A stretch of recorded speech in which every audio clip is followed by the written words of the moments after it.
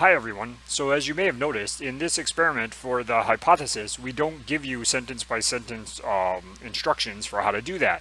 So I just wanted to briefly point out that it's a really good idea to read through the two parts of the hypothesis. Essentially, you're going to have two different hypotheses here, okay? And read through these ideas and try to pick them up as you go through the video.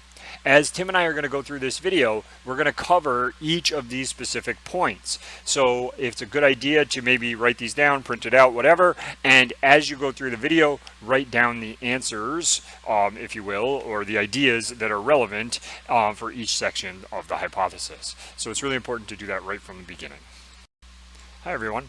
In this video, we are going to talk about experiment 9, which is going to be determination of the molar mass of citric acid. The good news is that most of the physical manipulations, the titrations that need to be done in this lab, are exactly the same as you did in experiment 8. So you're going to add base to the burette, you're going to add the acid to the Erlenmeyer flask, you're going to add some phenolphthalein indicator, and you're going to titrate until a single drop of the base turns the solution pink and it remains pink. You're going to take the initial and final burette reading and you're going to do some calculations. So the physical manipulations are not going to be the focus of this video because you saw the video last week, you did the experiment, so now you have some experience with that. So what we want to focus instead on is the math, excuse me. So this is the organic structure of citric acid. In your lab manual, we write it as C6H8O7, but this is the organic structure. And what you'll notice is citric acid has 3 acidic protons. Now, you may not have known that, but you will learn in organic chemistry if you take that these are called carboxylic acid functional groups, and we have 3 acidic protons here. Now, the point here isn't to teach you organic chemistry. The point here is to try to understand what we're doing.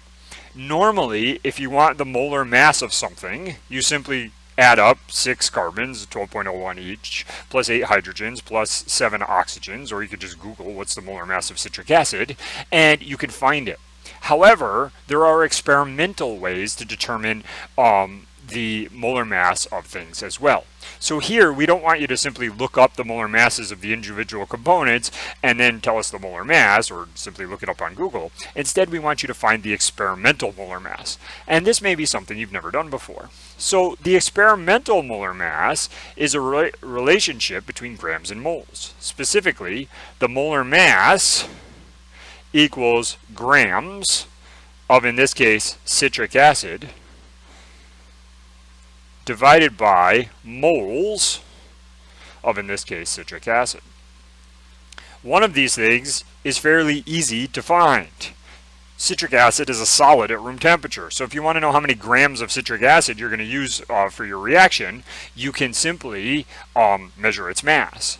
The moles of citric acid are going to be found by titration. So last week, you did intermediately find the moles based on titration, but then you actually converted that to a molarity by dividing by the liters. Here, we're going to simply find the moles, and we're going to then take the grams, divide by the moles, and find an experimental molar mass. So what we're going to do next is talk about like exactly how we're going to do this experiment, and it starts with the standardization of sodium hydroxide. So what we're going to do is we're going to start with about 4 milliliters of 5 molar NaOH, and we're going to add that into a 250 milliliter Erlenmeyer flask, and then we're going to fill to about 200 mLs. So you're going to start with 4 milliliters of the 5 molar sodium hydroxide, put it in an Erlenmeyer flask, and fill to about 200 milliliters of volume. This will give you something that's somewhere around approximately 0.1 molar NaOH. But we don't know the exact concentration. The truth of the matter is, when the 5 molar NaOH was made for you, this starts from solid NaOH, okay, this wasn't made precisely. We don't know that it's exactly 5 molar. It's in the ballpark of 5 molar, but it's not going to be exactly 5 molar. And you're going to add 200 milliliters of, make the solution volume 200 milliliters by using the graduations on the Erlenmeyer flask. And those are not particularly accurate. One thing that's really important to remember when you make your 0.1 molar NaOH solution is it's not going to be exactly 0.1 molar, and it's also the only NaOH solution in existence at that concentration. So you don't want to spill it, you don't want to pour it in the waste container, you want to make sure you have it for the entire lab period. Because in the first part, what you're going to do is you're going to standardize this NaOH solution. And we'll talk about how to do that in a second. So after you add the 4 milliliters of the 5 molar NaOH and the 200 milliliters of solution volume, make sure you swirl that flask really good, because 5 molar NaOH is very dense. Of course, you want to be careful when you do this. 5 molar NaOH is also extremely caustic, so you're going to make sure you're wearing your gloves and your goggles and your lab coat as usual, and if you spill any of it, you get it off yourself immediately, or off your gloves or whatever immediately. So that's basically that. So then once we have made our 0.1 molar, approximately 0.1 molar NaOH, we want to spend time to figure out the exact concentration of it. And to do that, we're going to standardize it using something called potassium hydrogen phthalate, KHP. KHP, written this way in the lab manual, written this way in a more organic chemistry way, has a carboxylic acid group with an acidic proton. This acidic proton can react with sodium hydroxide. In fact, it's going to react with the sodium hydroxide we just talked about how you're going to make. And what you're going to do is you're going to deprotonate this acid. So H goes with OH to form water, and Na goes with this thing with a minus charge. So this is basically the reaction that you're going to do. Now this looks complicated, right? But the truth of the matter is, all we care about is that the stoichiometry is 1-to-1. Because we care that for every 1 mole of NaOH, it's going to take 1 mole of KHP. The reason we use KHP is it's relatively inexpensive. It's not super toxic. It doesn't need to go into the waste container, but it's not super toxic. And it's inexpensive, relatively pure, and we can just use it as a solid. By using it as a solid, we can take its mass and get its mass to 4 decimal places. So what you're going to want to do is you're going to want to take 4 trials. So you're going to do 4 different flasks using solid KHP. Note that you're not going to be able to get the exact same mass of KHP in every single flask. Said another way, you need to know which Erlenmeyer flask is which. So make sure you label them. I would label them personally with the exact mass that I took. That way there's no confusion instead of using A, B, C, D and then not knowing which one is which. So what you want to do in all cases is take between 0.180 to 0.220 grams of KHP. And again, you're going to do this for 4 trials. I'm only going to do this example for one of the 4 trials, but you're going to do it for 4 trials. So then in my case, I take exactly, and I'm going to know this to 4 decimal places, 0.2190 grams of KHP. In a minute, Tim is going to show you how to do this math in Excel, because you're going to need to do this math 4 times. Much better to do it in Excel than to do it by hand. However, I think it's important that you see it by hand as well. If you're not taking notes, I would strongly recommend you take notes as you do this, because you will learn it better if you write it down. At least that's true for most people. So we're going to take 0.02190 grams of KHP. We're going to put it in a flask. We're going to know the exact mass of KHP in that flask, and we're going to do this for 4 flasks. Then what are we going to do? We're going to dissolve that in about 20 milliliters of water. All right, it doesn't need to be exactly 20. You can use the graduations on the Erlenmeyer flask itself, but about 20 milliliters of water. You're going to swirl that until it all dissolves. There cannot be any solid acid. And I'm not going to lie to you, it's a little bit of a pain to dissolve KHP. It's going to take a few minutes of swirling to get it to dissolve. It's not going to take a few hours, but it will take a few minutes. So you're just going to want to, swirl it and wait till it dissolves. You're going to have to do that for all 4 flasks. So once all the KHP is dissolved, you're going to add 2 drops of the phenolphthalein indicator, just like you did last week. The truth is you can add the phenolphthalein anytime. You don't have to actually wait until it dissolves, but you do need to wait until it dissolves before you do the titration. Then what you're going to do is you're going to put that sodium hydroxide that you made in the burette. So the NaOH goes in the burette. The KHP is in your flask. So if we take a look at this kind of as a picture, we're going to have an Erlenmeyer flask as best I can draw. You're going to have 0. In my case, let me get exactly 2190 grams of KHP in the bottom of the flask. you're going to add about 20 milliliters of water, and you're going to add 2 drops of indicator. You're not going to start the titration until the solid KHP is completely dissolved, because if it's not dissolved, it won't react with the base, so therefore it's not going to work. So make sure that it's all dissolved. Said another way, you don't see any white flakes inside of your flask. Then you're going to have a burette, and Tim's probably laughing right now because he's going to see how I'm going to draw a burette, all right, because my drawing skills are crappy, but this is your burette up here. In here, you're going to put your NaOH solution that we just talked about how you make. And you're going to have an initial reading, all right? And it's very important that you read that initial reading, and all readings with a burette, to 2 decimal places. And as we showed you in a previous video, it's a good idea to put a piece of paper or something behind there so you have a little bit of contrast so you can read it to 2 decimal places. All right, now that you're ready to do your titration, what you're going to do is you're going to slowly add the NaOH out of the burette into this flask until it turns and stays pink, just like you did last week. So you're going to have 2 values when you do that. You're going to have an initial reading, which I have as 5.21 milliliters. Notice that it's 2 decimal places. That's important. And you're going to have a final reading, which is going to be, in my case, 15.87 milliliters. And this reading was taken after 1 drop turned that solution pink, and it stayed pink. Because if you don't fail an indicator, it changed color. So this is the data you have. You have the mass of KHP, you have the initial burette reading, you have the final burette reading.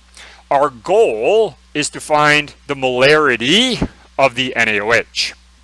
Well, the first thing I want to do is I want to figure out the volume of NaOH that I used in the titration. To do that, all I need to do is take the 15.87 milliliters and subtract the 5.21 milliliters, and I find that I took 10.66 milliliters of NaOH to complete this titration. Now I need to do stoichiometry. In order to do this, I want to go from grams of KHP, which we know, to moles of KHP using the molar mass, to moles of NaOH using the stoichiometry. Again, this looks complicated, but it's one-to-one stoichiometry. And then finally, I want to divide by, this is not technically dimensional analysis, the liters of NaOH, because moles divided by liters gives me a molarity. All right, and you're going to do this over 4 trials. This is a pain in the neck, so doing it over using Excel will help you. So here, I want to start with 0.2190 grams of KHP, because that's what I started with in my titration. Times, I want the molar mass of KHP on the bottom. I could find that on Google, but it's 204.22 grams of KHP, and that is 1 mole of KHP. Times. Now I want to convert from moles of KHP to moles of NaOH. Balanced chemical equation. 1 KHP and 1 NaOH. I want 1 mole of KHP on the bottom, so it'll cancel out, and 1 mole of NaOH on the top. Times. Now I'm dividing by liters. When you want to divide by liters in something that looks like dimensional analysis, we put a unitless 1 on the top. This brings the moles over. Okay, so the moles come over here, and now I want to put the liters on the bottom, which I don't want to put 10.66 milliliters. I want to divide that by 1,000, so I want to put 0.01066 liters on the bottom. Multiply by the top, divide by the bottom, repeat, repeat until you get to the end, and you find that this is 0.1010 molar NaOH. You're going to repeat this for 4 titrations. Not surprisingly, you want the molarity of NaOH to be the same for all 4 titrations for the simple reason that you're titrating with the exact same NaOH in the burette. Note that if the burette is going to be running down, you can fill it back up, but it's ultimately the same NaOH. So this is what we're going to do in the first section. What I'm going to do next is I'm going to turn it over to Tim, and he's going to show you how to put these numbers into Excel so that you don't have to do this this math that I just threw across the table by hand for all 4 titrations.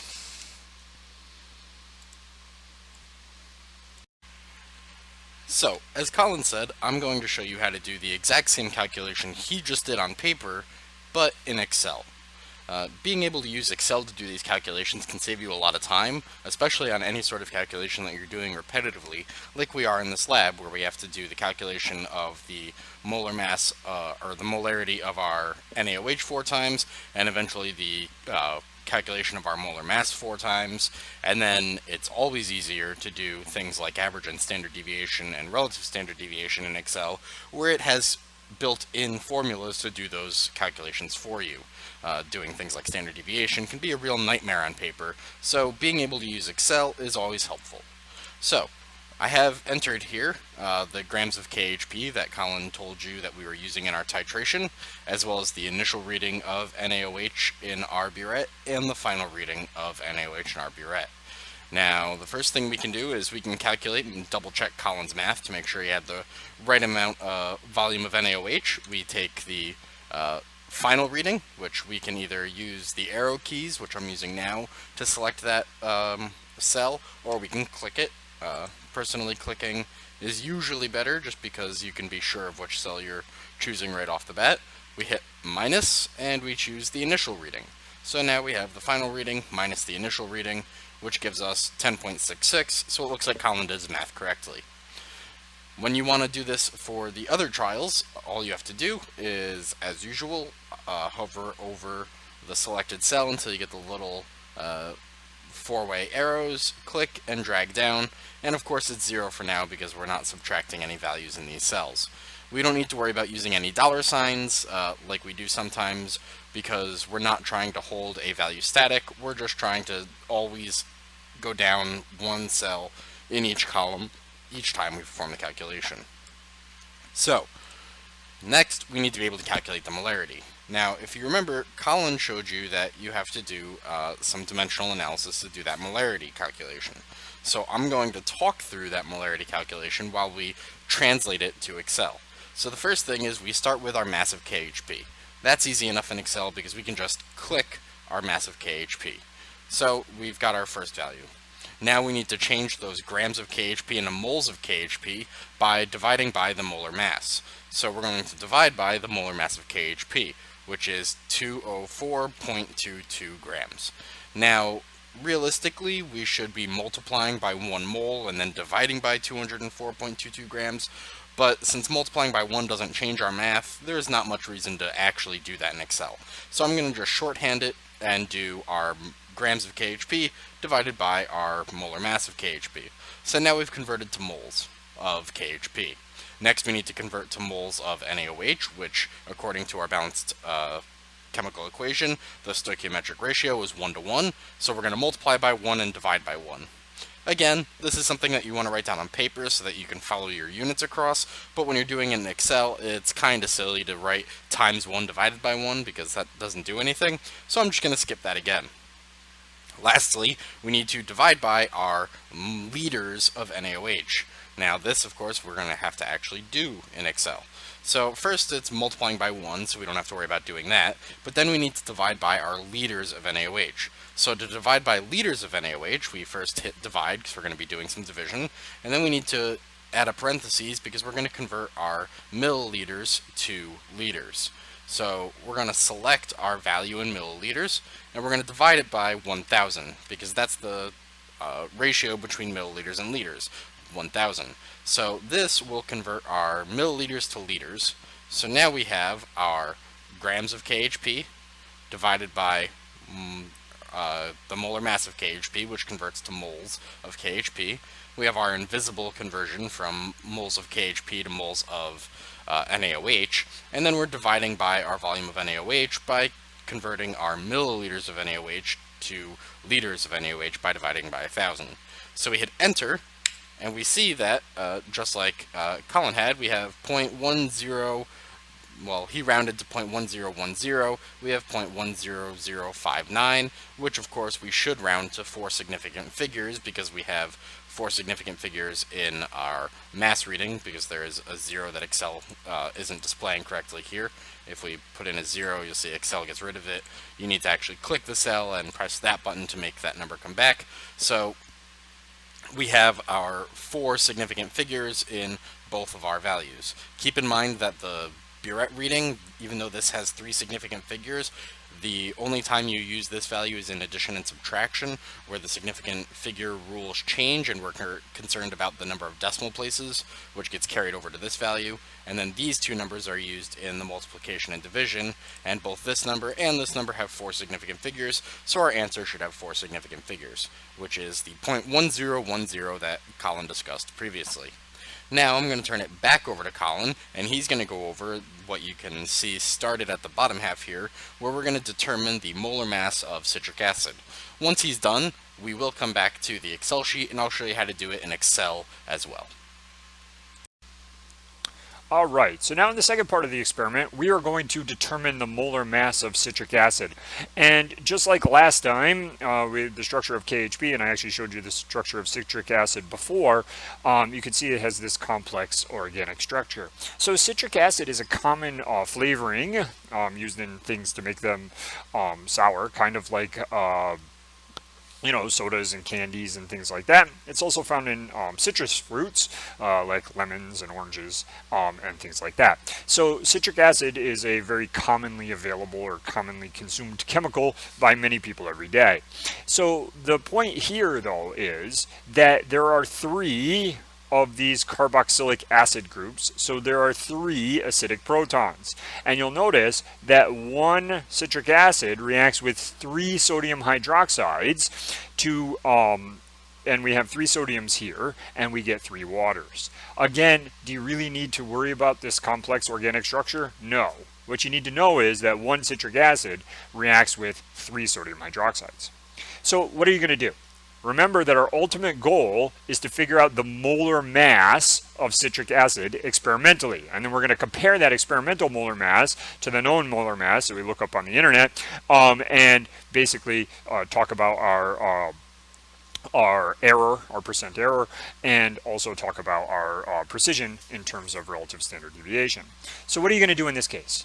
In this case, for each trial, you're going to add between 0.100 grams to 0.120 grams of citric acid to each of your flasks. And you're going to do this for 4 flasks, and you again need to know which is which because you're not going to be able to add the exact same mass. Notice that in my flask, I added 0.124 grams of citric acid to the flask, which is just slightly above this, which is fine. Okay. Now, you have the citric acid in the flask. You're going to add about 20 milliliters of water. You're going to add a drop, 2 drops, of phenolphthalein indicator, and you're going to swirl until the solid dissolves. The citric acid will likely dissolve faster than the KHP did, but you're still going to need to make sure that there's no more citric acid dissolved. You're going to have the same sodium hydroxide solution in the burette that you just standardized previously. Said another way, you now know the molarity of this sodium hydroxide solution.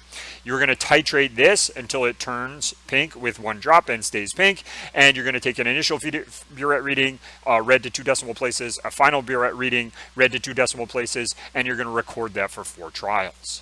Now your goal is to figure out the molar mass of citric acid.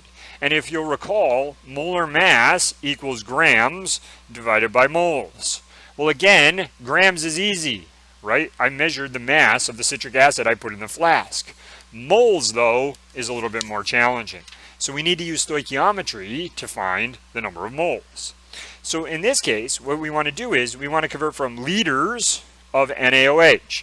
So you do need to convert your milliliters, your initial reading and your final reading, and convert it to liters. So in my case, I had an initial reading of so my initial is 8.81 milliliters, and my final, when the titration turned pink, was 28.06 milliliters, which means the volume of NaOH in milliliters is 19.25 milliliters. I want to convert that to liters to plug into my calculation. I then want to use the molarity, the average molarity from the previous part that I have already determined, to determine the moles of NaOH.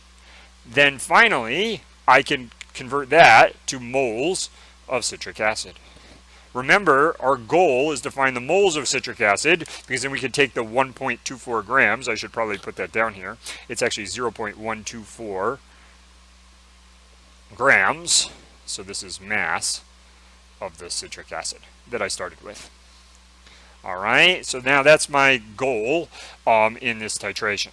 So starting with liters of NaOH, I am going to use this volume in liters, 0.01925 liters, which is just 19.25 divided by 1,000, times. In the previous case, I found that my average molarity was 0.1010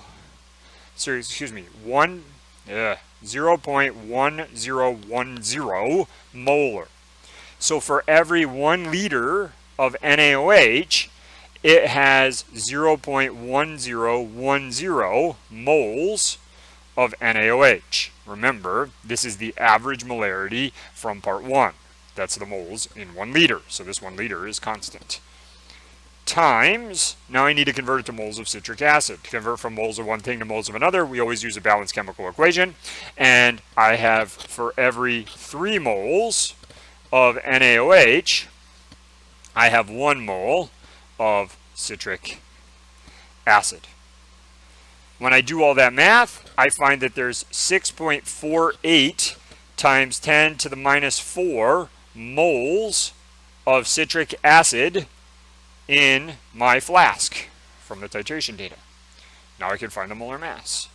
The molar mass is equal to the 0.124 grams divided by the 6.48 times 10 to the minus 4 moles. And the experimental molar mass is 191 grams per mole. We now have an experimental molar mass. You're going to repeat this for 3 more trials, finding the experimental molar mass each time. Then you're going to calculate the precision and the accuracy, because we have a value to compare it to.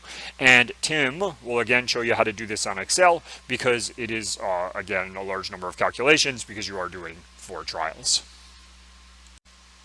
So, as Colin said, I'm going to go over the math he just did on paper, and I'm going to do it in Excel.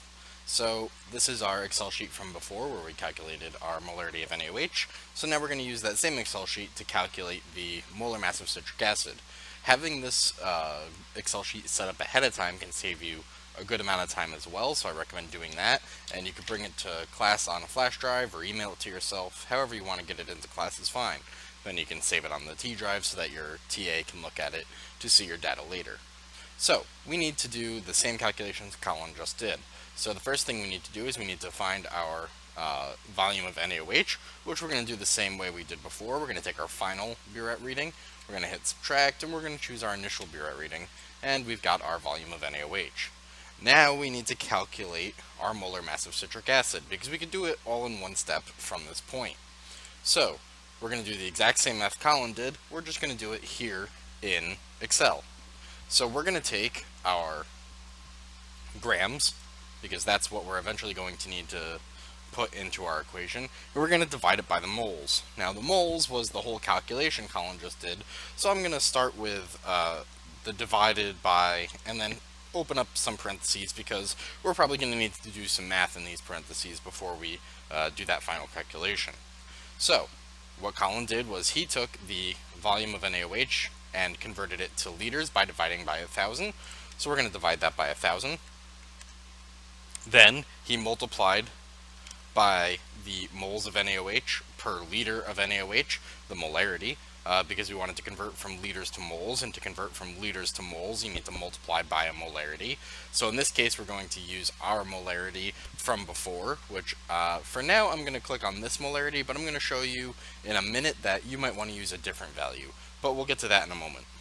So we're going to multiply by our molarity, and then we're going to need to divide by a number in order to convert from moles of NaOH to moles of citric acid.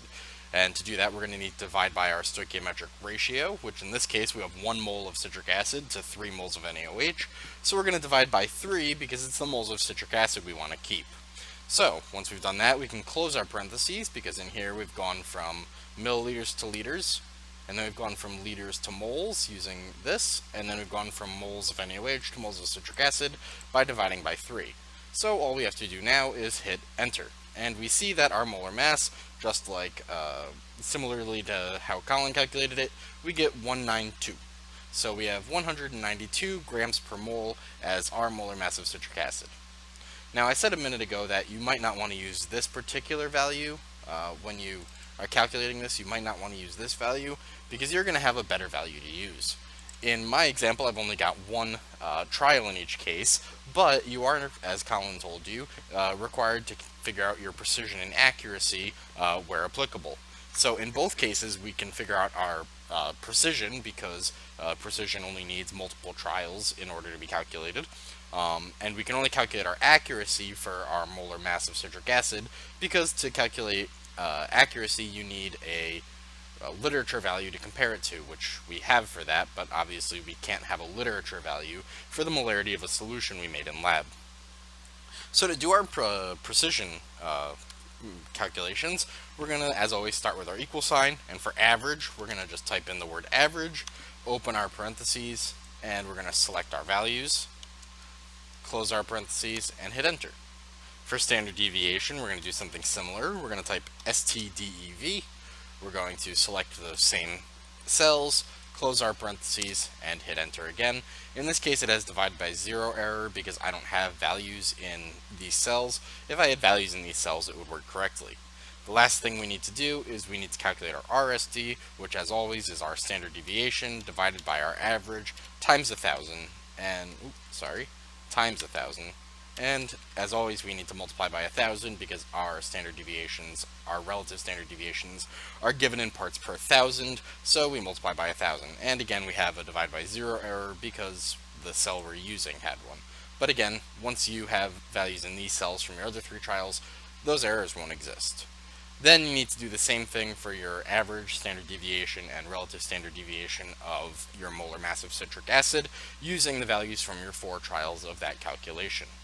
So when I said you could use a different value in this cell, instead of using the molar mass, the molarity calculated in trial 1, we could delete that and we can choose to use our average molarity instead. And that's what you should do in lab because generally speaking it's going to give you a more accurate representation of what your molar mass or molarity actually is because it's averaged out over 4 trials where maybe you added a couple extra drops one time or another, and it should account for any of those errors. So we'll use the average value in our calculations instead.